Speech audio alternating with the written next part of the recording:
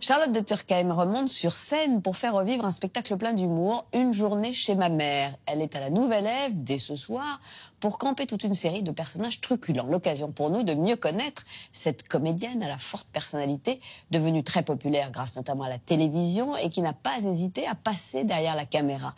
Alexandra Rouault l'a rencontrée et nous révèle tout ce que l'on ne savait pas de l'actrice. Charlotte de Turckheim revient sur scène avec Une journée chez ma mère, un one-woman show écrit en 90, remis au goût du jour avec son co-auteur Bruno Gassio.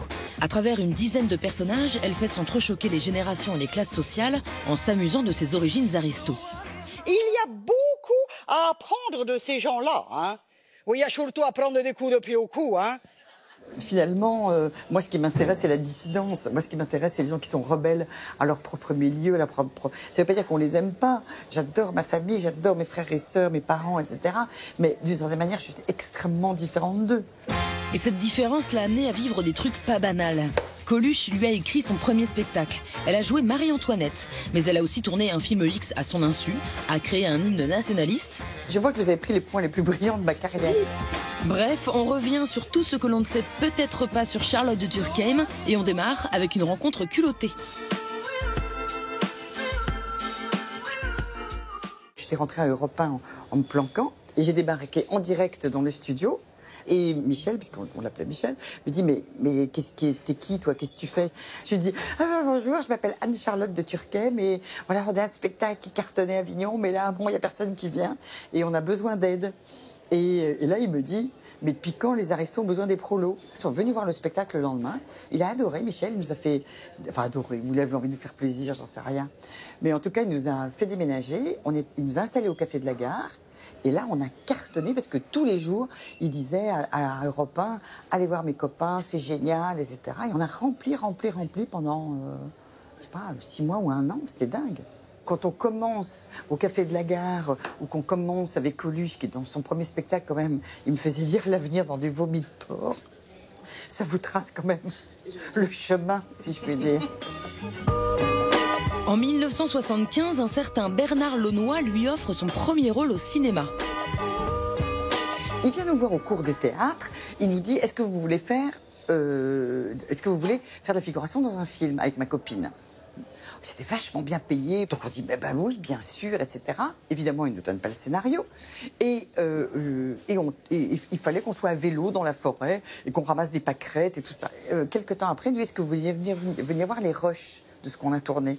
Alors, on nous dit, ah, mais c'est quoi les rushs et tout? Ah, ben c'est tout ce qu'on a tourné la semaine et tout ça. Et donc, on se retrouve dans un petit cinéma. Et puis, la projection commence. On voit nos scènes à nous. Voilà, très bien. Et après, on voit le contre-champ. Et là, c'est-à-dire qu'ils étaient tous planqués derrière les arbres, en train de se tripoter quand on passait. Ça s'appelait le gibier. Et le gibier, c'est tout. Les mecs disaient, avec des têtes de vis, ah, il y a le gibier, mais il y a le gibier. Ah, mon Dieu, mais c'était horrible. C'était un vrai film de cul, un vrai film porno.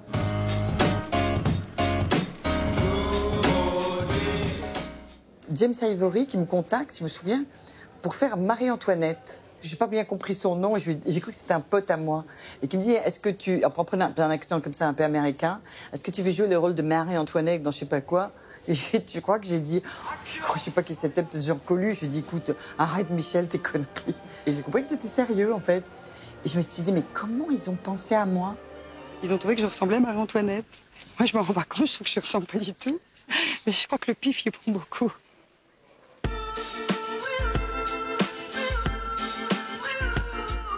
C'est vraiment, alors l'histoire d'un bide, mais alors un bide terrible, parce qu'on écrit cette chanson qui s'appelle Le Français, et qui était un peu tous les lieux communs que les Français, le côté le Français le plus fort, etc. Et c'était évidemment du second degré. Le Français a oublié les cons, le Français change jamais d'opinion, le Français en avant le pantalon, il est beau comme un camion, le Français. Et d'une chanson qui était une chanson humoristique, en fait, ça devient quasiment l'hymne du Front National, quoi. Et je ne comprends pas, quand je vais les télés, il y a des grands drapeaux bleu, blanc, rouge. Je me dis, c'est drôle comme décor, pourquoi vous avez fait ça? Et tout. Mais me dit, bah, c'est un peu pour aller avec votre chanson et tout. Je disais, bon, besoin de goût de shot, mais c'est pas grave. Et en fait, après, j'ai compris que les gens avaient pris la chanson au premier degré. Et pour qualifier le style musical, c'est entre la variété française et le disco? Oui, c'était...